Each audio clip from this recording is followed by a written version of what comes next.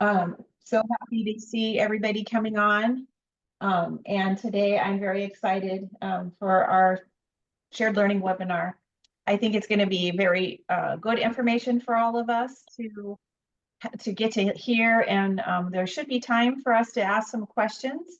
But I'm going to go ahead and start us off with a little overview of our agenda today. So we will start off with some introductions, and I have a question for you guys as we've been doing. And then Becky Betts is going to present for us for our information that we're sharing today. We'll have some time for question and answer, and then there'll be the brief evaluation, only 3 questions. Really appreciate your feedback at the end. We'll get started. Quick reminder, and I know I've been telling everybody, but I know you are all very busy. So I just wanted to remind you that our first quarter reporting is due by April 30th. So for January, February, March, the first quarter, that will be due April 30th. If you haven't already, please sign into the portal and make sure everything's in working order for you. I would hate for you to set aside time and then have to delay because we're having some issue with a drop-down menu or not being able to upload a document. So sign in early and let me know if you have any issues. So what I'd like for us to do is for all of us that are attending today, except I will introduce Becky in just a moment. So we'll have Becky hold off on introducing herself. But for everybody else, please just share your name, your organization, and the community-based organization you work with most often. And so what we'll do is, I think it worked well last time, just to, I'll start off with Anna, and then Anna will select the next person to share, and so on. So Anna, go ahead. Hi, I'm Anna. I'm with Greater Health Now, and the community-based organization I work most often with. Wow. That's a hard one for me. I don't know that I can name just one, but I'll name the one that's coming to mind because I'm meeting with them this afternoon. So Grace Clinic, and I'll pass it on to Kim Emery. Oh, that is a hard question. So my name is Kim Emery, and I'm the Director of Clinic Services for Columbia County Health System in Dayton, Washington. And I feel like we work with a lot of community people, but right now I'm just going to pick the health department because we do a lot of things with them and in conjunction with them to help our community. Oh, and I have to pick somebody. So how about if I pick the other Kim?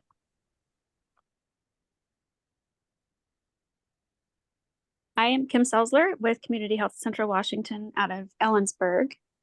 And the community organization I work the most with is the KCHN, the Kittitas County Health Network, which has lots and lots of branches. Let's see, I am going to go, who's next? How about Brian? Hello, my name is Brian Delano. I'm a community hub liaison with Greater Health Now, and the community-based organization I work with the most. Oh, that is all. It is a tough one. I will say the Homeless Alliance here in Walla Walla, Washington seems to be the one I interact with the most. And then I am going to throw it to Maddie Grime.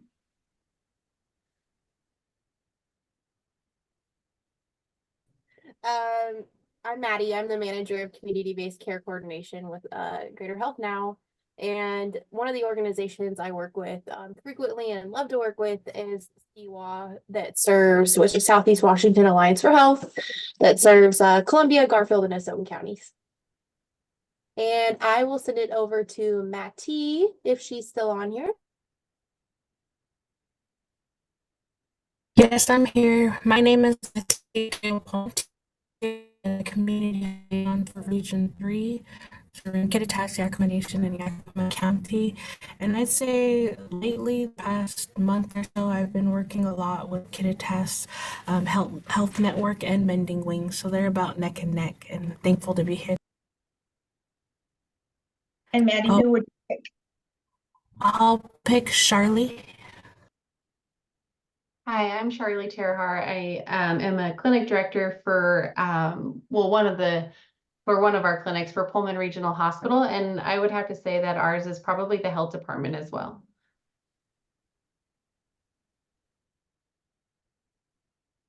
Sorry, I forgot to pick someone. I don't even know who hasn't gone. Has Stacy George gone? Hi, I have not gone. My name is Stacey George, and I work with Kim Seltzer at Community Health of Central Washington. And I don't know the answer to that question. That's really hard. In my role, I work a lot with our MCOs, but my teams work a lot with the hospitals and also in Ellensburg, specifically with Fish Food Bank. We have a really great collaboration with them for a food is medicine program. And I will pick Michelle Sullivan. Hi, I'm Michelle Sullivan with Yakima Neighborhood Health Services. And, I have to say, I don't interact with community-based organizations as much as I used to. However, probably the last one that I spoke with was People for People. And I will send it to Yesenia Cruz. I don't think Yesenia has gone yet. Hi everyone, my name is Yesenia Cruz and I'm a health equity coordinator here at Catholic. I would say we work with tons of community-based organizations here in Tri-Cities, but I'm going to say St. Vincent de Paul since we're there weekly. Oh, and I'll hand it over to Molly. Hello, everybody. Molly Vixie, Manager of Population Health here in Walla Walla for Providence St. Mary's in the medical group. Gosh, we work with so many community-based organizations. Can I say top three? CIC, Salvation Army, Hope Heals, Homeless Alliance. Gosh, guys, we just work with them all. So happy to be here. And oh heavens, has Mike gone? No, he has not. Mike Deshawn with Yakima Neighborhood Health. Historically, it's been People for People here in Yakima. And yeah, I don't know who's left. Chase? Is Chase on? Sorry, couldn't find my mute button. My name's Chase Ward. I'm the operations manager here at Greater Health Now. And I work with a lot of them as well. I would say probably just one of the DOH spokes for the Care Connect Washington program. So I'll just say Benton Franklin Health District. And I will pass it to Becky. Has Becky introduced herself? Nope, I think we've got everybody. Did we get everyone except for Becky? Yes. Great job, you guys. Oh, did I miss? Oh, yes. Who is this? This is Kevin Taylor. It has me identified as XAV 2580E, but that's all right. I'm medical director of clinics through Lords, and we work a lot with consistent care here locally for our patients that have really high social determinants of health needs.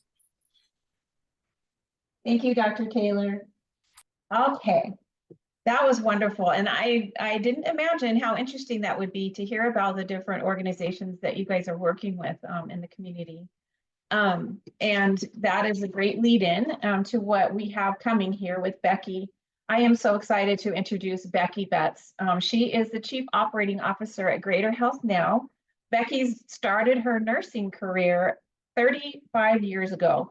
For decades, she believed unconventional healthcare systems were the answer to almost everything. In 2018, she discovered population health and never looked back. I asked Becky to do this bio for me, so I don't know if you guys, but I can hear Becky's voice in this. It's great. So as Chief Operating Officer of Greater Health Now, one of Washington State's 9 accountable communities of health, she is inspired by healthcare transformation, community collaborations, data-driven strategies, and innovative upstream approaches to improving health equity. Becky holds a doctorate in population health with postgraduate certificates in public health, nursing leadership, and education. Becky believes love and kindness are the most powerful tools for organizational change and system change. She plans on living and making a difference, this just like Becky, until she's 102 years old, believing there are opportunities everywhere to improve our world. So I will, I'm just so pleased, Becky. So I will turn it over to you now. Thank you, Laurel. Boy, does that sound cheesy coming from the other end. It flowed a lot easier when you're writing it, but hearing it sounds a little cringy. No, but I will live to be at least 102 because I have so much, there's all this energy inside me. I don't know what it would do if I had to contain myself and hold back. But thank you so much for your invitation. You want to advance to the next slide and we'll go ahead and get started. I have been at Greater Health Now for 14 months, and the last year has been such a steep learning curve, like 90 degrees, people. We have completely overhauled the organization from starting our journey to get HIPAA security and all of our data shop in order so we can serve as a hub, to onboarding almost an entirely new staff. It's been wild, exhilarating, frustrating, amazing, and everything in between. And as we've building this hub, we are still, enhancing many of our signature programs, adding new ones like community paramedicine, enhancing that, adding maternal child partnerships with WSU, partners with payers and pilots. I'll never say no to a pilot, by the way. So we've just been, chewing bubble gum and running at the same time really fast. But again, Laurel, thank you for inviting me. And like many of you, I led sites in Waiver 1.0 work, forming a relationship with Laurel as a practice navigator. So we go way back now. Certainly on the other end of things, when I was wearing the hat as working in a health system, I didn't quite really understand the purpose value of Greater Health Now, or formerly known as Greater Columbia ACH, GCash. And honestly, part of me embarrassingly thought for most of the waiver, GCAS was a financial institution, just a pass through for money. I had no clue. I said my learning curve was steep. Just to level set for those of you that may not know, Greater Health Now is one of 9 accountable communities of health, funded largely in part from the Center for Medicare and Medicaid Services. They give money, Medicaid federal dollars, into our Washington State Healthcare Authority. Each ACH is an independent 501(c) organization. We are not a state agency. It was a byproduct actually out of the Affordable Care Act back in the 2012-2013 that states would have the likes of ACHs to really develop innovative strategies to increase population health outcomes, particularly with an eye to Medicaid populations. But once we can improve that population, a rising tide lifts all boats. We know we can make a big difference in all payers. We are the largest in geography, and I just learned today about 28,000 square miles in our 9 counties in our Yakima Nation. So we're the largest geographically, and we are the 3rd largest in the state as far as Medicaid lives served. About 1 in every 3 lives in our 9 counties in Yakima Nation is covered by Medicaid. Next slide. MTP is here. Waiver 2.0 is here. And the contract was signed with the Healthcare Authority last June 30th of 2023. So we're clicking in, almost coming up on a year where MTP 2.0 has been alive and active. And all of you must be thinking, well, where the heck has Greater Health Now been? And it's been kind of quiet. Yes, it has. This year is considered a planning year as we rebuild or build from scratch infrastructure. Some of our ACHs in other parts of our state did have hubs. There was not a hub here, and a huge part of Waiver 2.0 mandate is that we will become a community hub. There is some new terminology I'll be peppering in through the slideshow. I'm speaking to a pretty sophisticated audience. The new ones here, those of you that haven't heard it, I suspect you have by now, health-related social needs. It was new vernacular I have not heard, but it's mentioned about a gazillion times in the 549-page waiver application. and it is driven by CMS, so you know it will become part of our public lexicon. Health-related social needs are just the offshoots of underlying social determinants, which we know certainly in clinics or any community-based organization. It's a little harder to address social determinants. You can't necessarily fix a zip code or educational attainment or, you know, epigenetics, but you can, we all should care deeply about health-related social needs. Community-based care coordination, the waiver is really baked in providing community-based care coordination with a community-based workforce. If all of us learned anything during COVID, it was the value of having a robust and nimble community-based workforce that could go out while many of our organizations and agencies shuttered. Community Hub, we'll be talking about that. That will be the focus of today's presentation. And then case management, used real loosely, of how we manage, how we provide care coordination to our community. Next slide. Bird's eye. So if we just were to pan out, and I was told that, you know, most of us use that 30,000 foot view. The Healthcare Authority really is at 100,000 foot view. And this is how they're viewing MTP 2.0. We will design and execute a community hub. There'll be funding for community-based workforce. We are getting a tribal hub, so there'll be 9 individual ACH hubs as well as a tribal hub. And then re-entry, we'll talk more about that in a moment, and health equity. There is a bucket of funding. Those conversations have been stalled until we can figure out this hub. This is stalled from the Healthcare Authority level, but those will resume in 2025. Next slide. This is probably a really important one for all of you, the difference between 1.0 and you know, what it is and what it's not. What it is, it's an opportunity to partner with us to deliver community-based services through a community hub. There will be dollars, lots of dollars, to build community capacity and infrastructure. Workforce support through FTEs, including the technical assistance and training to make sure that workforce is equipped to care for complex cases. Contribute and partner with a network of hub case management partners, serve community members through case management, and integrate into a shared client management system. What it's not, so you can read what it's not. It really does have a pretty narrow focus and definition of how we can use the funds. If you go to the next slide, Amy or Laurel, these are key differences. Many of us will recognize MTP 1.0. Our money from GCAS was pretty flexible, had a broad scope. ACHs did have the broad autonomy to choose and pick. And boy, did they. All 9 kind of chose their own menu of what to do. And that was part of the problem. There wasn't any alignment or synergy to really move the needle. That's changed. And then we, you know, Greater Columbia GCash in the old days really provided flexible funds for partners to invest in their capacity as they saw fit with very minimal oversight. MTP 2.0, it's more prescribed, less flexible, narrow focus. We do have a calling to be a community hub and deliver case management and health-related social needs services to the community, and the funds will be used to support capacity. Next slide. Just again, in a nutshell, feel free to read the 549 pages in your free time, but what did get approved is a lot of carryover for 1.0. And then the new things are highlighted. Healthcare Authority recognizes that our incarcerated or social justice impact people coming out, in and out of corrections, often out and sometimes released from jail at 2 in the morning, and they're hungry and cold and no place to go, and it really incentivizes for recidivism over and over again, and it's really expensive.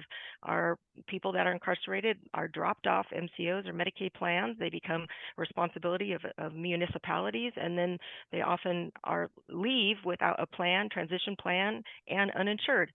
So this is expensive on all of our tax dollars. So there's a large bucket of money to particularly work on reentry, and more on that is coming. It's also staggered, probably 2025 before that work begins.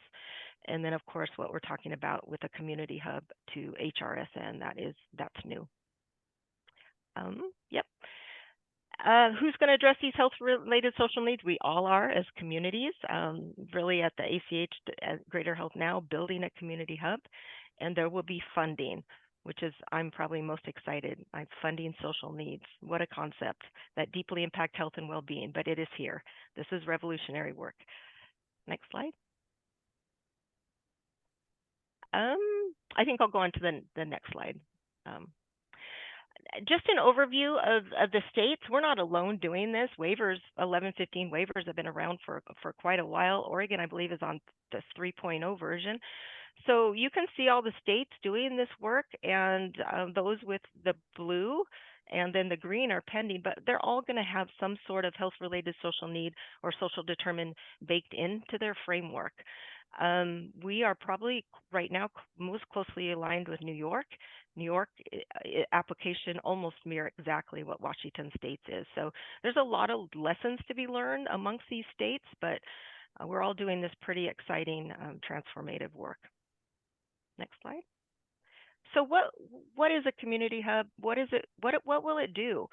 Well, we know it's fragmented. Social care and healthcare is fragmented and siloed, and it's difficult. And I remember trying to get a referral to a community partner, and it would take 4 faxes and several epic referrals and phone calls and a wing and a prayer, and the patient still fell through the cracks.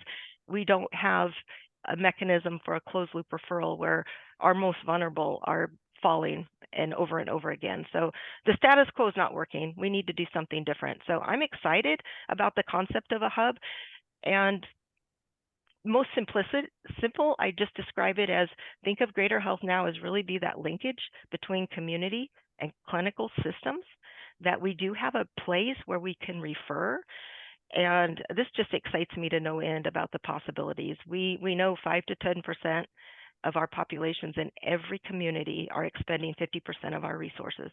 They're the overutilizers of hospital systems and EMSs, and we just never have had a mechanism where we could track them and really care for them and address referrals in a very sophisticated, thoughtful way.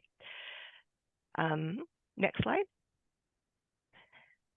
Equity, again, a fantastic lesson that we should have known from the beginning of time, but really highlighted the importance of making sure our programs and our systems and organizations have that equity lens, because we saw the huge disparities in populations. And I think that I love the 4th bullet. The ACH community hubs are really called to strengthen the voice of the social care providers in the delivery system. This is a really important shift, recognizing new voices are essential to advancing equity goals. These decisions should not be made by the same table of people that look the same and talk the same. So we have a very diverse region over those 9 counties. We have pockets of rural populations and aging populations with no place to go other than age in place. We have, dense pockets of monolingual Spanish speakers. We have refugee populations. We have everything. It's pretty exciting, the mix and the diversity in our rich area. Next slide.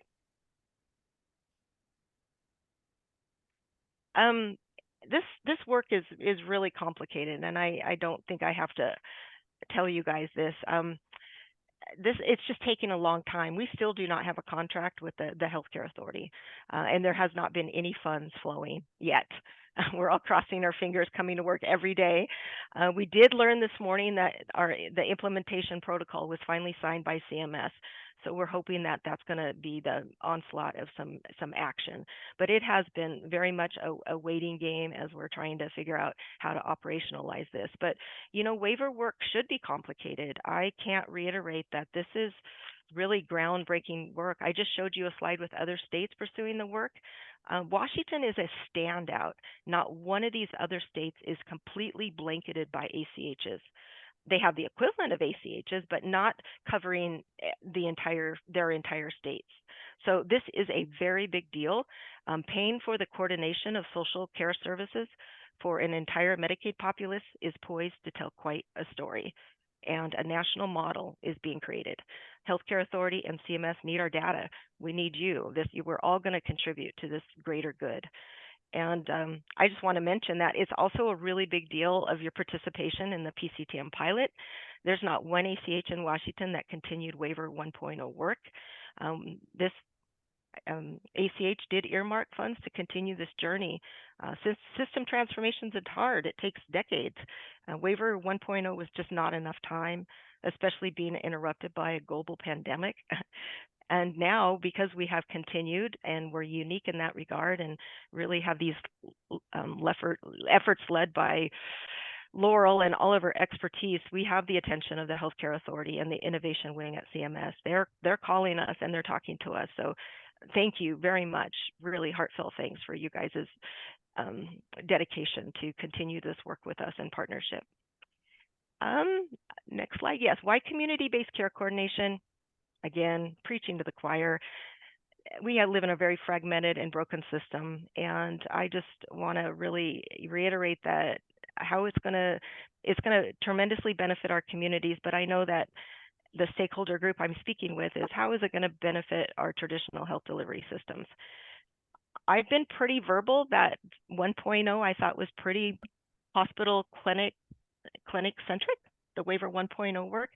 And I think the Healthcare Authority may have swung a little pendulum a little too far, because I tell you the attention is on community-based organizations, as as it should be, but we need to maybe come back into the middle and bring healthcare systems and delivery models to the same table. We can't do this without you. So that's what I'm kind of pushing, is to get the pendulum back a little bit towards the middle. But as clinician and providers, we weren't taught to provide social care. And frankly, there's not enough time with the limited interface that you have with your patients inside brick and mortar. There's more and more financial incentives being baked in, and social care being baked into your value-based contracts. So I'm hoping that you'll need us as much as we need you, and that together we can create a really big, beautiful new care model. I also want to speak to the importance of aligning all ACHs, and as I mentioned in Waiver 1.0 work, all 9 went their own way, selecting different areas of focus. But this time around is different. An ACH association was formed. They have a government affairs person talking to legislatures. There's a ton of synergy and alignment in this work amongst all 9. And I can't underestimate and overstate how crucial this is in true transformation. We've got to have standardness. Legislatures expect it. It's good for MCO strategy and relationships. It's important for long-term sustainability. And, most importantly, it's really important for our community and the clients we serve to have that continuity. We live in we have many of our populations are transient. They might be here part of the year and they might end up in the north part of our state. And to be able to have their information on a client management system and know that their community-based workforce that's going to be working with them has the same level of training that they received in South Central Washington is pretty cool. Next slide. Benefit to our communities, we really want to improve the coordination among sectors. And a lot of our work in the last few months has just been trying to figure out how this is all going to link up, how referrals are going to work, how can we make sure our community-based organizations have enough capacity to meet the need? And do we have the right network partners? Do we have the combination of referral partners and resources to get people to HRSN provider, someone who can address that? Do we have the right mix of SUD and behavioral health? And so we've been working fast and furious at creating really ecosystems within our counties to make sure we have an alignment with a really robust network partner. And that's really the reason we hired our regional community hub liaisons. I really want to give a shout out to Matty and Brian, who are on the call today. Brian serves Walla Walla, Benton, Franklin counties, and Matt T is Yakima, Kittitas, Yakima Nation.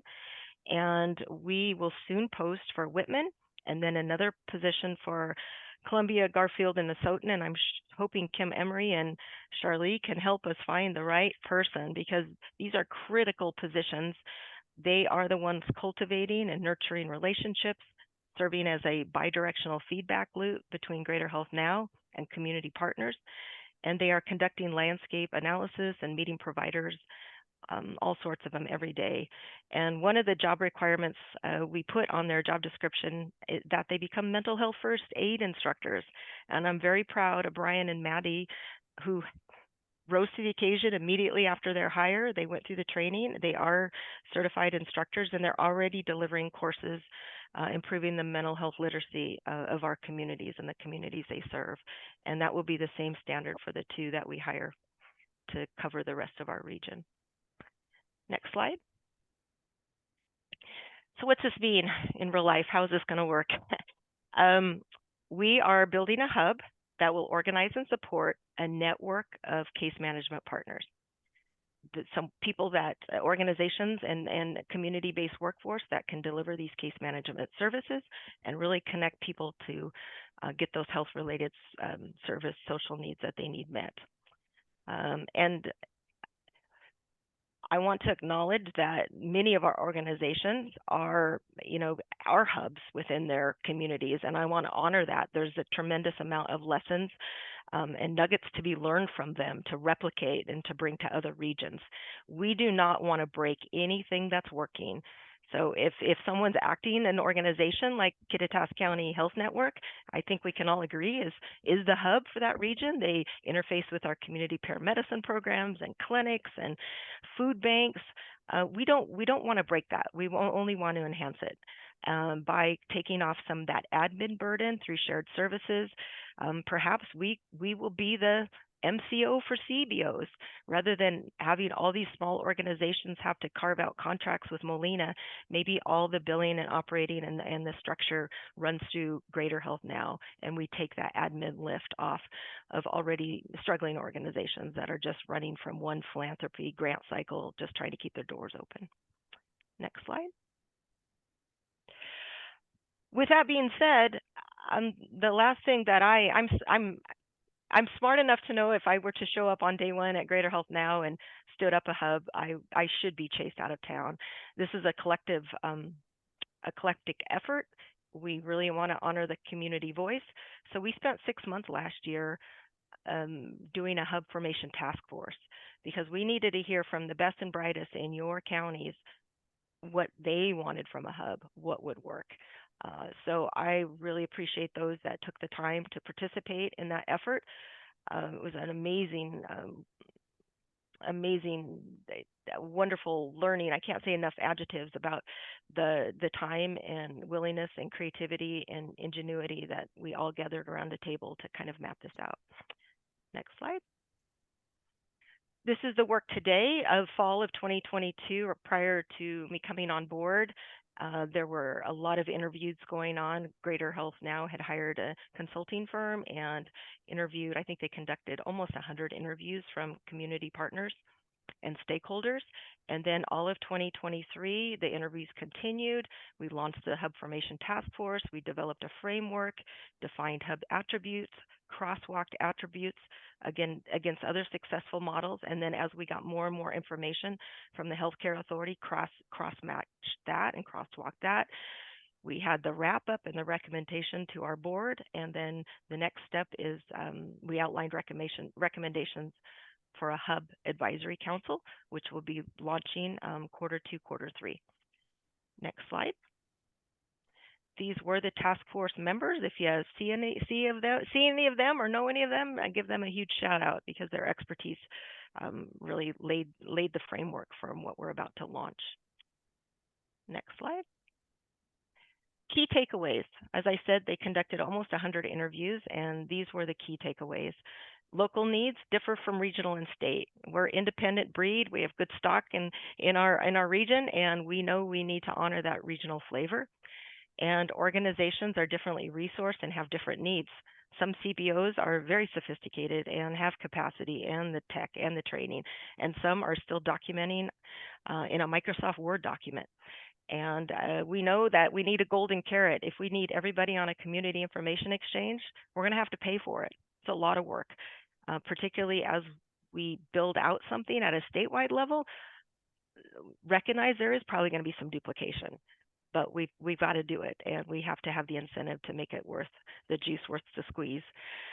Referring agencies and those receive referrals are differently resourced and staffed. That goes back to bullet number 2. And we know we have to invest in community capacity.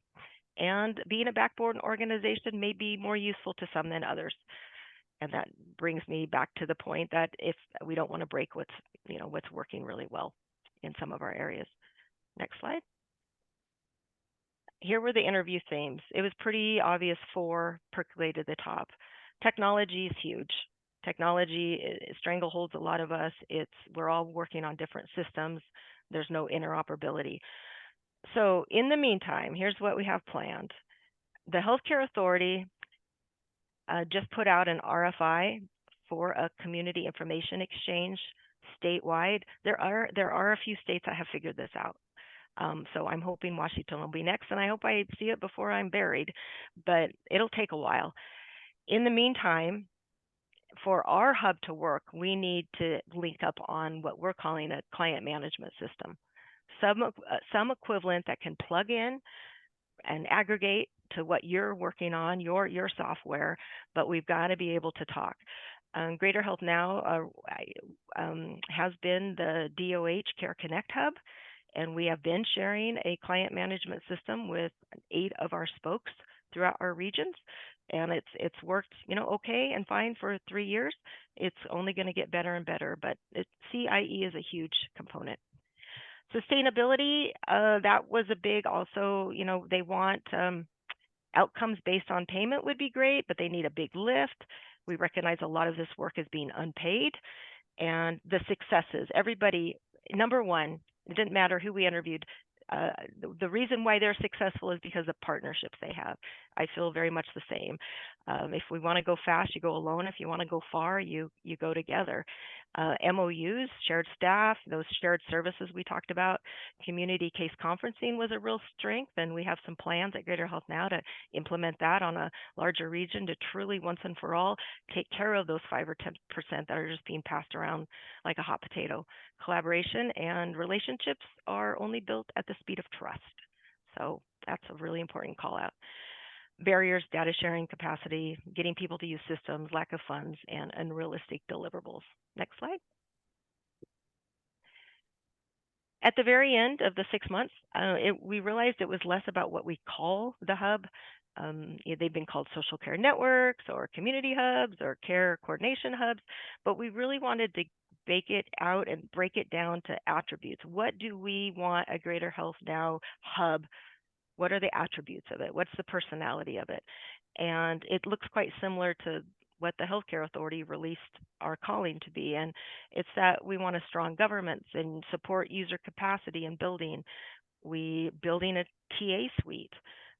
We want to be able to evaluate, do data analytics, quality, QI projects, data and evaluation, communications, streamline contracting and funding, standardization screenings, and really with an equity focus. Next slide. Again, equity, no wrong door. You've heard that phrase many, many times throughout your career, I'm sure, but that has been a guiding light in all of our offices that we want anyone to enter this hub that needs to be in any fashion, whether it's a self-referral or all the ways people can come into on our radar. And it's just not Medicaid, it's everybody. People churn and burn off Medicaid all the time. So we will be open to anybody who needs a referral to any of our network partners. It's not going to be limited just by Medicaid. Next slide. I think I'm going to pass on that one. Next slide. We're winding down here. So this is a very rudimentary visual representation. Referrals will come in a variety of ways, from self-referral, from CBO referral, healthcare provider referrals, clinic referrals, EMS, our community paramedicine referrals, to come into the hub, and then through a sophisticated, web of case management partners, that referral specialist will get it to the right mailbox, and then hopefully the health-related social need providers will be able to provide that benefit, bill the MCO themselves, or have it back to Greater Health Now to handle the contract and billing. But the most important whole part of this is closed loop. So we will have a responsibility to make sure this referral is closed loop. So if someone refers to us and we get it out, we have an obligation to make sure it's closed and taken care of. So there's a lot of accountability baked in to this model. Next slide. All right, my last couple slides. What we still don't know, contract details. That's part of the reason for the silence is we haven't been able to share a lot because we don't know exactly until we get that contract from the healthcare authority what the special terms and conditions. We have that 100,000 foot view. We know what the scope of MTP 2.0 will be, but until we have a payment methodology and all of the protocols, we don't know yet. We know there's 10 health-related social needs that were called out in the waiver. 4 of them are related to housing insecurity and homeless. That's a big nod. We'll see where we're going for Washington State and the interest. So again, 10 from nutrition, transportation, case management, housing, but we don't know which ones are going to start out. They're all going to be it's going to be a phased-in approach. They'll probably start with a couple and then add more on. So this is definitely not a sprint, more of a marathon. And we don't know the mechanisms by which case managers will verify clinical indication. And that's why I'm really interested in partnerships, strong partnerships with our traditional health delivery systems. There is not one HRSN that doesn't need to be medically justified by provider or somebody with fancy initials behind their name. So having the focus all outward on community-based organizations won't work. We've got to have everybody in the ecosystem. And we don't know yet how we will be able to resource organizations for infrastructure, but hot off the press just this morning. So this is probably an outdated slide already. And as soon as we read those approved infrastructure protocols, I'll have more information and maybe I can come back. And then again, we don't know how the reimbursement for the case management part will work or how the reentry program will be structured, hoping that will come online in 2025. All right, I think I just fire hosed all of you and you are such a gracious silent audience. Either you're all asleep or all gone back to more important work. But myself, my team are here for any of your questions, commentary or thoughts or concerns. I'd be happy to answer anything you might have.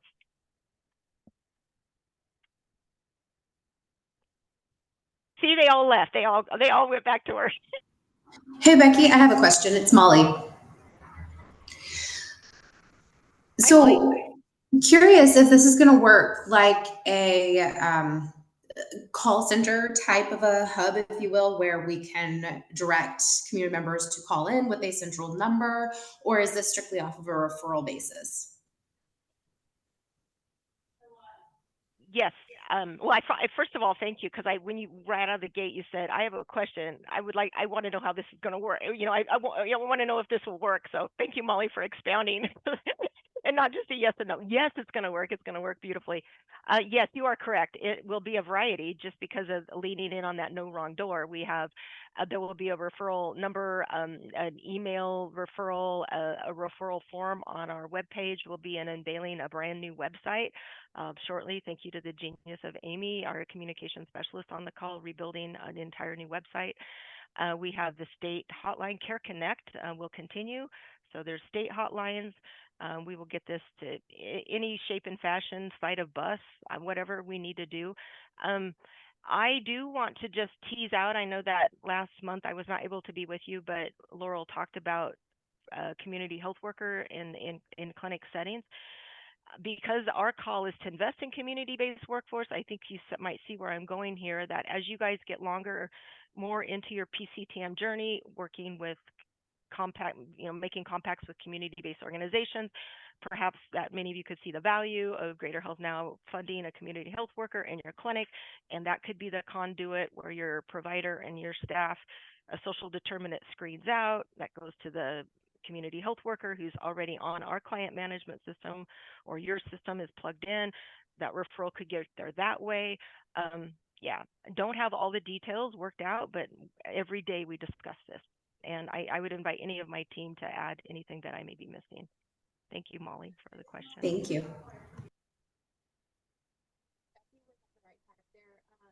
Definitely want to encourage referrals, just so we have more information.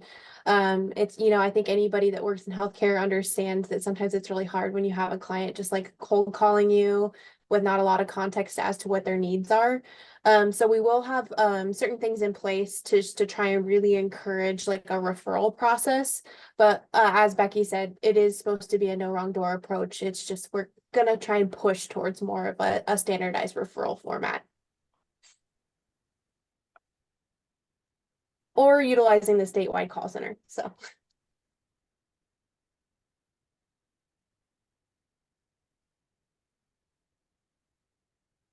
One of the things I mentioned to Becky is, remembering back when we started MTP1 and we talked to all of you guys and said, okay, so, one of the things that we want you to be doing is screening for social determinants of health. And we're like, what? How? And it just seemed insurmountable. And now being back in touch with some of the same clinics I worked with as part of Waiver 1.0, I'm seeing that that's become more like commonplace. It's like lots of you are screening for social determinants of health, and you are responding to the needs that are uncovered and within that process. So now it does seem like a logical next step to have some kind of a resource, a community hub for some of the work that you already are doing.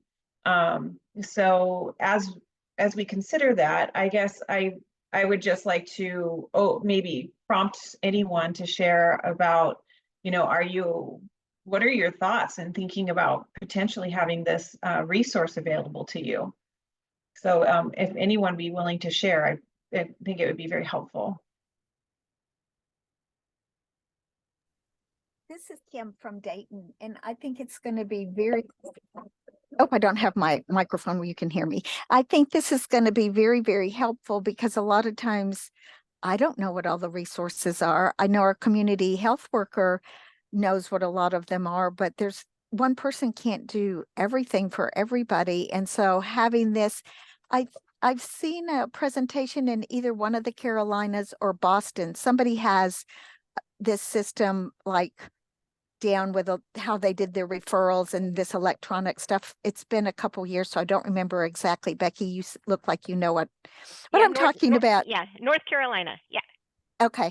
And so systems like that, because it was so exciting to hear that and go, I don't have to know. I don't have to keep a notebook or a bunch of sticky notes and go, oh, wait, it's not this person now, it's this person. And I'm part of CWA as well. So that group is very, very helpful. But the more we can all be on the same page, the better. So I'm really excited about it.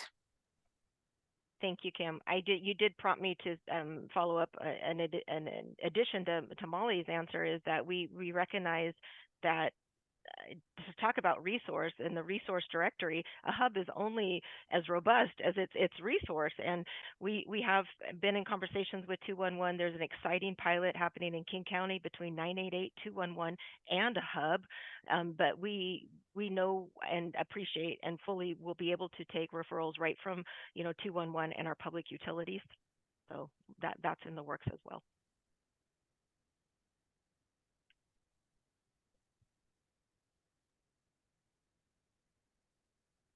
Looks like Yasina has a question. Hello, my friend. Ask away.